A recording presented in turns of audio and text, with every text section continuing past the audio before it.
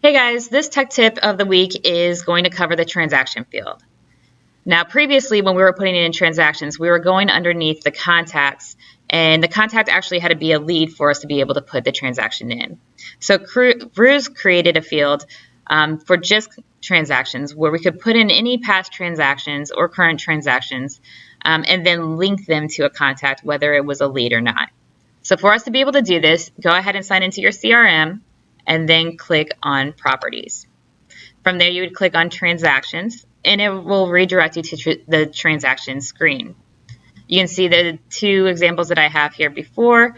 Again, it's going to be in a spreadsheet format. So anything that we put in here, we're always going to be able to export as well. On the top right-hand corner are two options on how do we put the information in. More often than not, you're going to always click on Add Non-MLS Listing. And the reason why is that Maris automatically pulls any active listings in for you. And for us to pick an MLS listing, it would have to be an active Maris listing.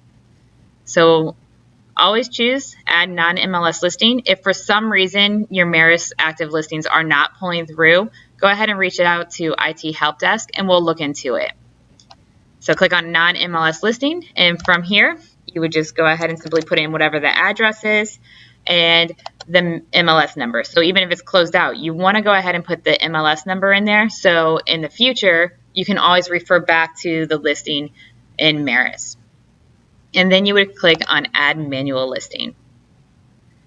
So from here, you can choose any lead or contact and go ahead and connect it to this transaction.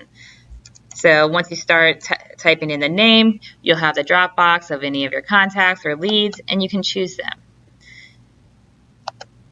Then you'll have additional fields of the status, whether it's active, canceled, or closed, the acceptance date, closing price, and if it's a buyer or seller.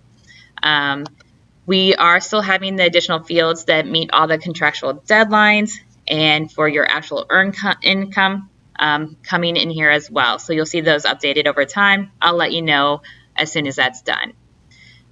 For notes, I always suggest going ahead and put any kind of key notes that are going to help you remember this sale. So if you're making any phone calls to this contact, or if they're wanting to sell the house that you help them buy, but there's certain things that you know need to be addressed before you ever sell this house again, you can go ahead and bring this up while you're on the phone with them and ask them, hey, did you fix this roof? Did you check the leak in the basement? Was anything corrected that we need to have corrected before we put it on the market?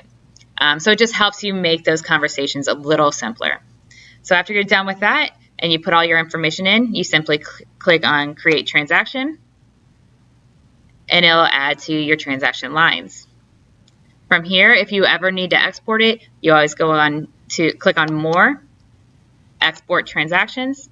You can select None, select All, or any fields that you want to export out, and you can choose if you want to export it to an Excel or CSV, and then when you do so, it'll export it to a nice little spreadsheet for you. So if you have any questions with putting in any of your transactions, go ahead and feel free to reach out to me, but hopefully this makes your life a little simpler, and I hope you guys have a great week.